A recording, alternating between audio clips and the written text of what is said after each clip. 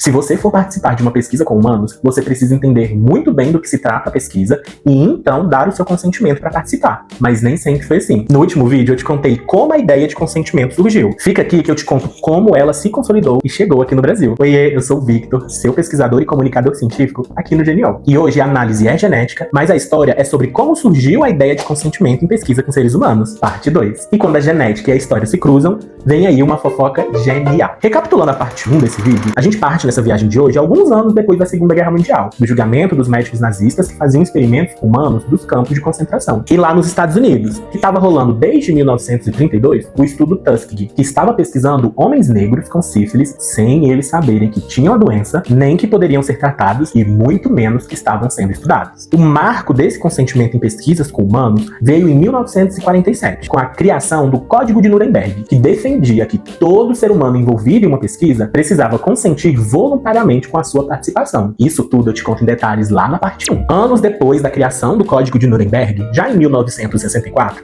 a Associação Médica Mundial publicou a Declaração de Helsinki. Ela ampliou as diretrizes éticas para a pesquisa médica e estabeleceu que as pesquisas devem ser avaliadas por comitês independentes. Os riscos precisam ser justificados e os participantes devem receber informações claras antes de consentir. Hoje, essa declaração é a principal base da ética em pesquisa com humanos. Mesmo depois disso, experimentos antiéticos continuaram acontecendo. O próprio estudo Tuskegee, com os 399 homens com sífilis, estava rolando. E foi apenas em 1972, quando a jornalista Jan Hiller publicou uma reportagem denunciando o estudo, que o caso ganhou repercussão pública. Após 40 anos dessa pesquisa, apenas 74 participantes ainda estavam vivos. Mais de 100 haviam falecido de sífilis ou de suas complicações. E isso levou à criação de outro documento fundamental, o Relatório Belmont, criado nos Estados Unidos em 1979. Esse relatório estabeleceu 3 princípios fundamentais da bioética. O da beneficência, que fala de maximizar benefícios e minimizar danos. O da justiça, que fala da equidade na seleção de participantes. E o da autonomia, que fala do poder de decisão das pessoas. O consentimento informado passou a ser uma aplicação direta desse último princípio. Hoje as pessoas têm o direito de decidir sobre o próprio corpo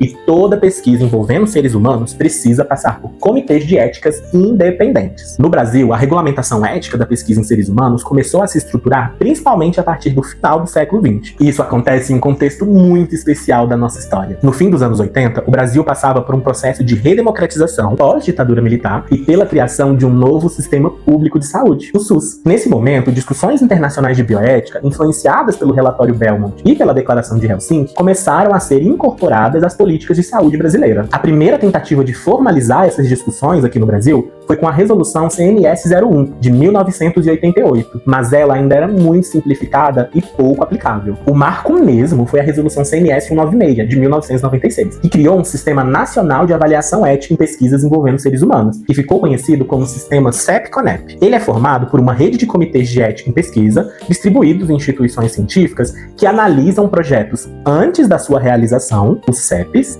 e por uma comissão nacional responsável pela coordenação dessas avaliações, o CONEP. A partir desse momento, qualquer pesquisa envolvendo seres humanos no Brasil passou a exigir um documento fundamental, o Termo de Consentimento Livre e Esclarecido, ou TCLE. Esse documento, até hoje, é o que garante que os participantes recebam informações claras sobre os objetivos da pesquisa, seus riscos e benefícios, e que possam decidir livremente se desejam participar. Sem isso, a pesquisa simplesmente não pode acontecer. Agora eu quero saber de você. Você já tinha parado para pensar na história por trás desse documento? Ou imaginava que ele tinha surgido apenas como uma formalidade burocrática? Comenta aqui. E se você gosta de entender os bastidores da ciência, inclusive os mais incômodos, já salva, compartilha esse vídeo e segue o @genial.ciência. Porque entender história é fundamental para garantir que ela nunca se repita. E entre um gênio e outro, uma boa história. Até a próxima fofoca genial.